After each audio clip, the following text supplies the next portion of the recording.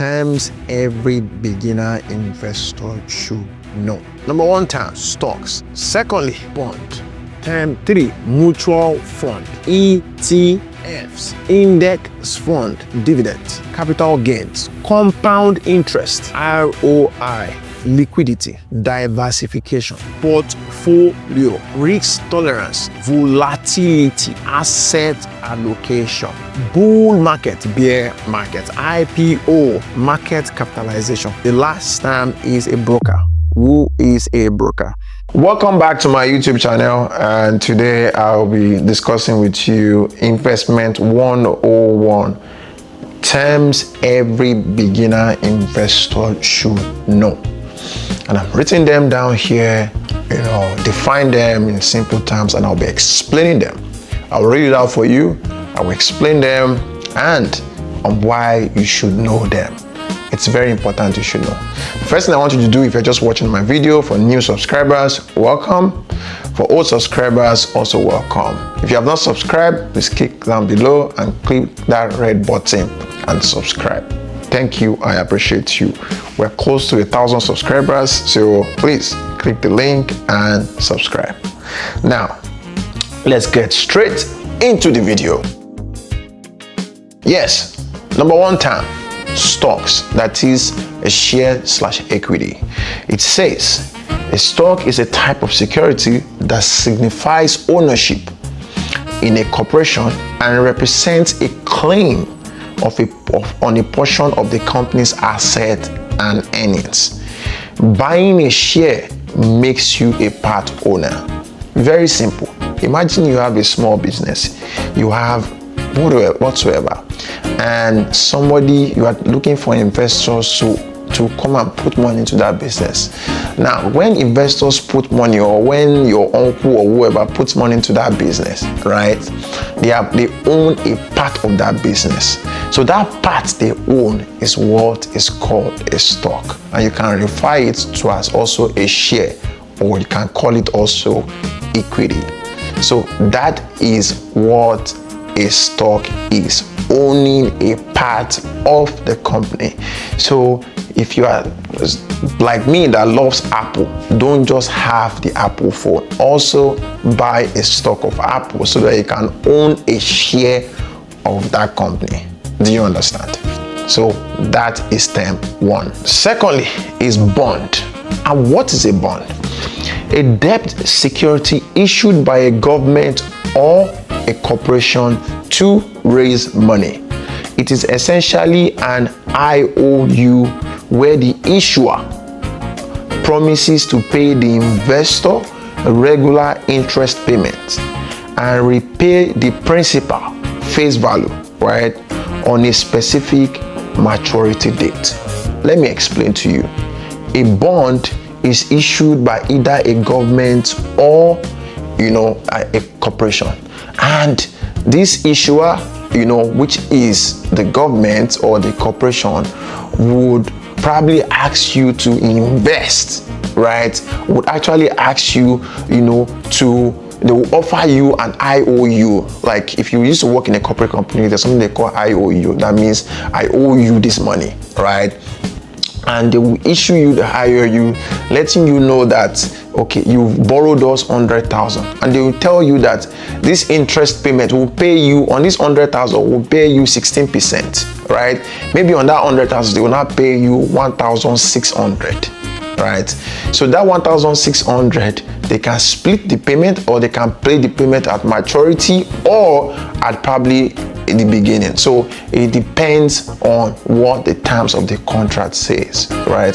So a bond is always issued by the government or the corporation.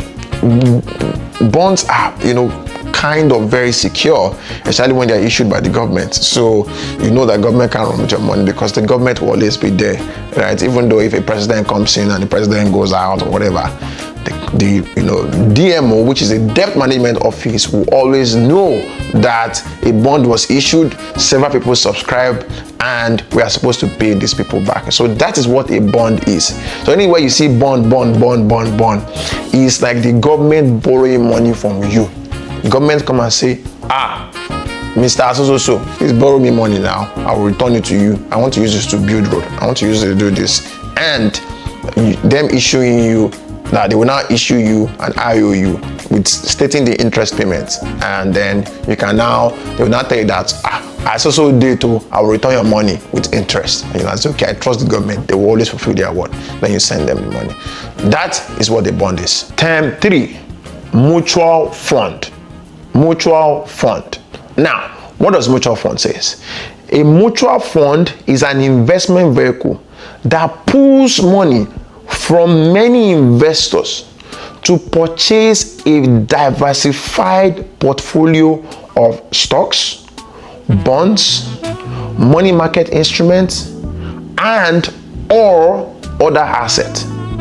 It is professionally managed. Let me tell you an example. Now, a mutual fund is like you carry a bowl like this. You put a bowl. You now call everybody that, okay, everybody, I have this bowl here, right? Come and break your egg in it.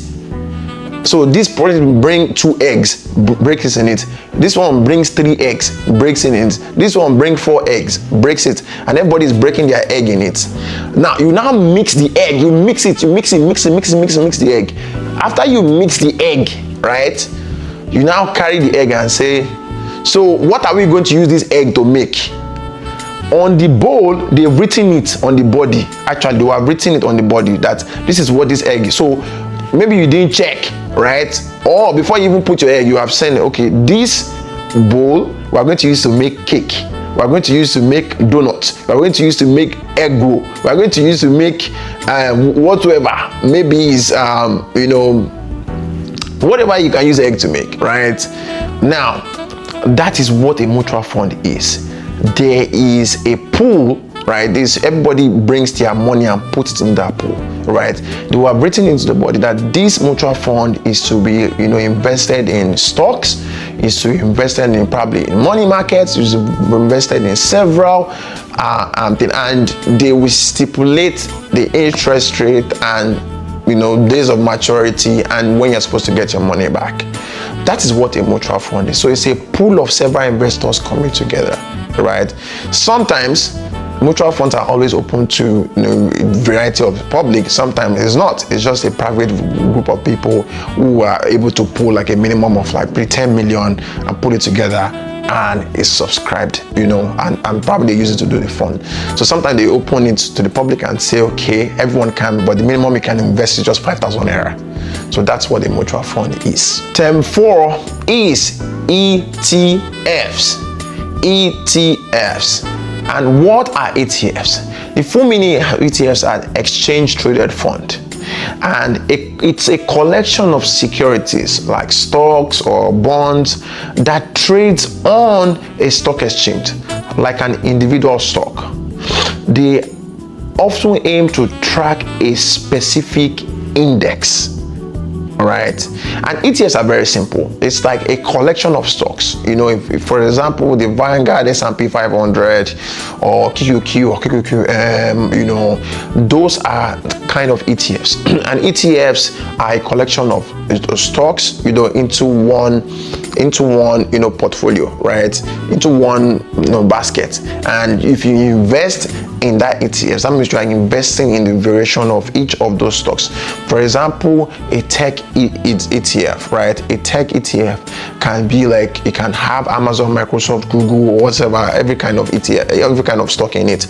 Then when you put it in, when you invest in it, they will tell you, okay, the duration of these ETFs, you have 10% here, you have 20% here, you have 30% here, you have 5% here, and that's what ETFs encompasses. So that's what an ETF. ETF is very simple. You can invest in it with any amount. So it's very simple, and as a beginner, you must know that. The next is index fund. Index fund. This has a huge similarity with ETFs, and it says, right, a type of mutual fund or ETF designed to follow the performance of a specific market index. For example, the S&P 500. By holding the same security as the index in the same proportions, they are typically passively managed.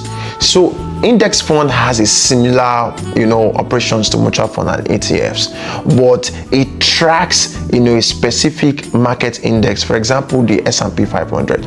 So there's the Vanguard.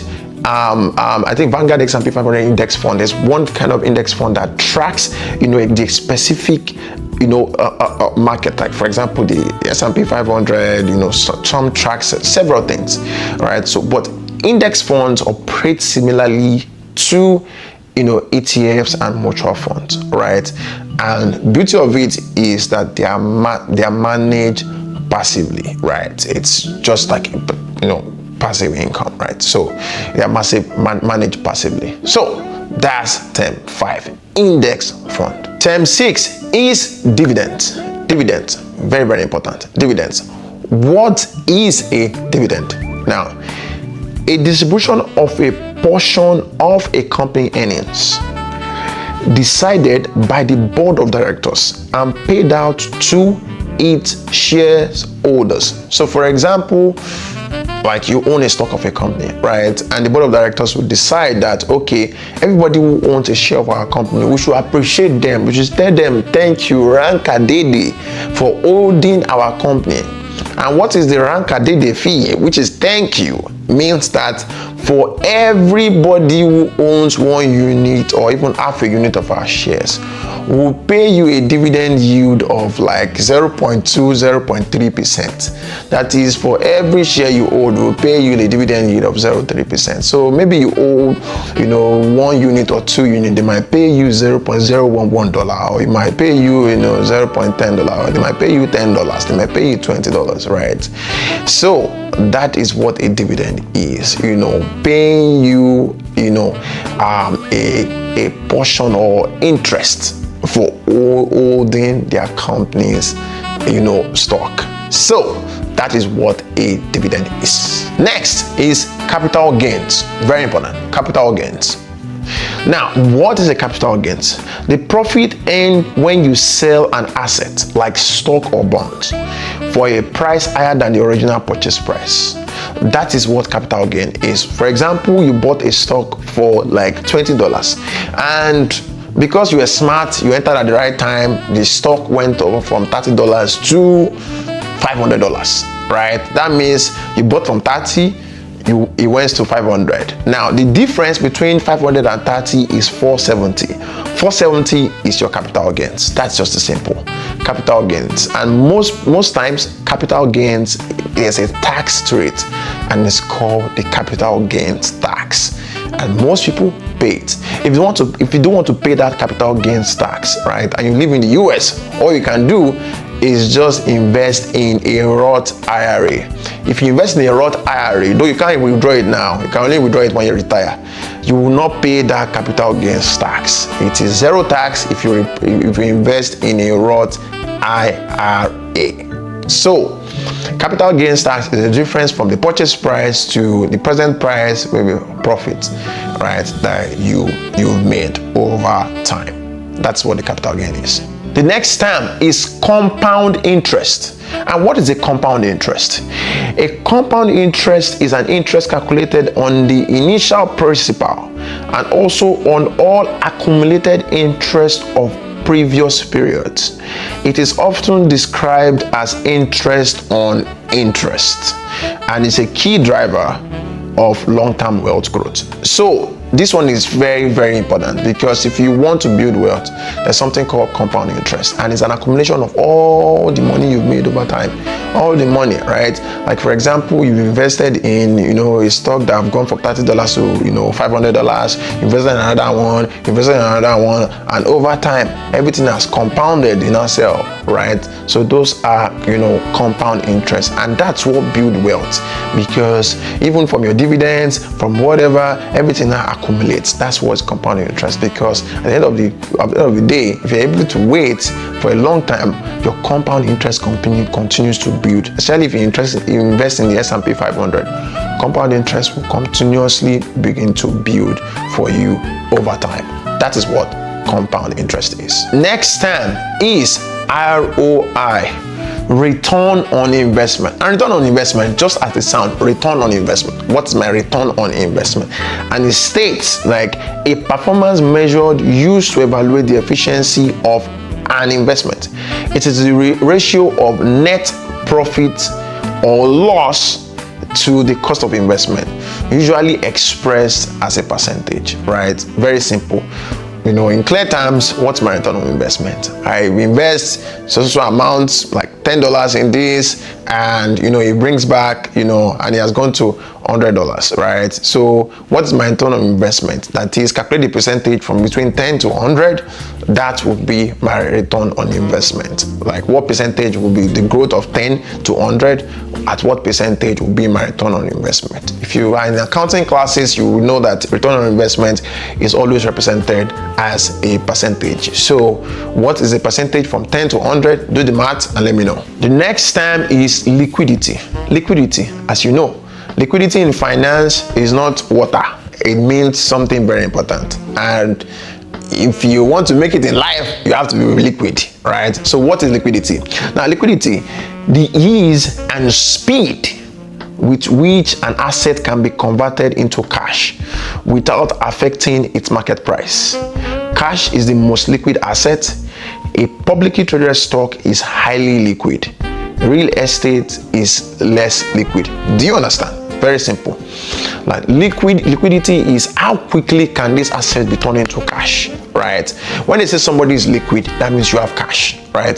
So for how do you know if an asset is actually very liquid? Is that when you have that asset, you can quickly turn it into cash. For example, a publicly traded stock is highly liquid. That is, you can go on your app, on Bamboo, on Robinhood, and click sell, and it sells immediately, right? But a real estate is less liquid, because if you have a house now, you can't just wake up one morning and say I want to sell and you get a buyer same day. It's very rare. It can happen, but it's very rare. That's why it's less liquid than a stock. That's why, right? So liquidity is key for every business owner, for every individual. Liquidity is key because, as they say, cash is king. So you have to have an asset. You have to probably trade an asset or have asset that quickly you can turn into cash. That is what liquidity is. Next is diversification. Now, what is diversification? Diversification, a risk management strategy that involves mixing a wide variety of investments within a portfolio. The goal is to reduce overall risk, as poor performance in one area may be offset by better performance in others. Very simple. Even in life, we have to diversify. Business, you have to diversify. It means that, you have to diversify. Like, maybe your job, they are paying you 100,000, they now cut your job to like 70,000 salary. But you have another business that, makes like over 1 million, and that business has now made 2 million. You won't feel it, because what you have diversified well. So in the stock market or investing, you have to diversify. Have a diversified portfolio, so that when maybe Apple is not doing well, Google will do well. When Google is not doing well, Amazon will do well. When Amazon is not doing well, Microsoft will do well. And it's just like you have to diversify. So that you just see one day you just wake up, open your portfolio, you see that one asset is probably not doing well, it's at red, and the other asset is green. But you see that your money is growing. You'll be like, that means that asset that is green has overshoot the loss you had on the other asset. That's why it's always key for you to diversify. So diversify today. Don't just keep your money on one asset and bank on them. Don't put all your eggs in one basket. That is it. So put your eggs in different baskets. That's what diversification is. Next one is portfolio. Now, what's a portfolio? Very simple. You know that portfolio bag now, right? Yes, portfolio. And that's where the name came from. There's one bag, this is called portfolio. Then now, portfolio is a collection of all the investment held by an individual or an institution, which can include stocks, bonds, mutual fund, real estate, cash, and other assets. So what's your portfolio look like? What's my own portfolio look like? My own portfolio includes business, stocks, and whatsoever, right? So what's your own portfolio? In your stock, in your investment stock portfolio, portfolio. What does it mean? That means you have to have different. You have to have ETFs, you have to have index fund, you have to have, stock, individual stocks, you have to have some growth stocks, you have to have some, IPOs, companies that just IPO. I don't advise in penny stocks, but if you can risk it, why not? In my own, I have crypto also, so that's how a portfolio is. So that portfolio is what carries the entire investment. It carries the entire investment. That's what a portfolio is. Next is risk tolerance. Very important, risk tolerance. Now, an investor's willingness and ability to withstand losses on their investment. It's a key factor in determining an appropriate investment strategy. See, we all have different risk tolerance. And I used to draw a risk spectrum. Now, this is a risk spectrum. I used to draw it from 0 to 10 when I advise some of my friends and people in my community. It's like, what's your risk spectrum? From 0 to 100. People who are between the age of 60, 70 and above, they'll be between 0 and 3. People are between the age of 30 to 6 or 40 to 60, right, will be between the range of 4 to 7. You that you are between the age of 15 to 30, you should be between 7 to 10. That means you must have a high risk tolerance. You must be able to risk everything now, because you can still hustle and get some money. So risk tolerance is how much risk can you take. What's your risk tolerance level? Very, very important. And if you are young, if you are between the ages of what I just drawn, you need to have a high risk tolerance. If you are getting older, you are between the age of 60, man, you don't want to be taking huge risks. You have to be very important the kind of risk you take, because if you lose it all, you probably will not be able to make a lot of money again, because you are getting old, right?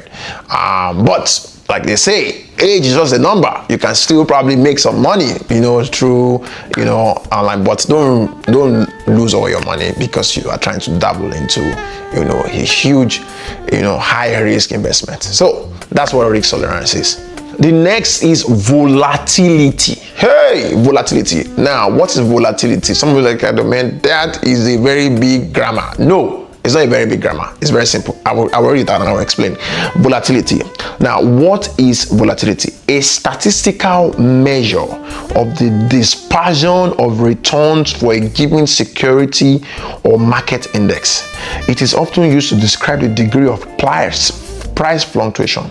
High volatility means price changes rapidly and dramatically. Yes, volatility means that the price of that asset, you can see today by this money by $20, before you know it, boom, it has jumped to 500. That's a very highly volatile stocks. And it means that the price fluctuations it varies and can jump overnight. It was on time, some investors in Nigeria then were playing with some stock, and before you know it, one morning they quickly pumped money in it, and it went high to 100 naira, 200 naira. And by the next day or 2-3 days time, the stock has gone back to $10, right? That's a very volatile stocks. And my advice to you is that don't ever invest in a stock that is volatile, or else you will lose all your money, because something is happening. There's some people they call whales. Whales are the big businessmen, and what they do is that some of them pump money into this asset to make them volatile so people can rush and buy them. So they buy them at cheap, they pump in money, and the price goes up, and you go and invest and say this market is going up, you can put money there, and before you know it, goes down, you lose your money. So don't play with volatility. When you see an asset being volatile, don't go close to it, because you can lose your money if you gamble on it. As I tell you, investment stocks is not gambling, it's not betting. So don't play the betting game, because the only people who win in the stock market are people who hold for long. So hold for long. The next is asset allocation.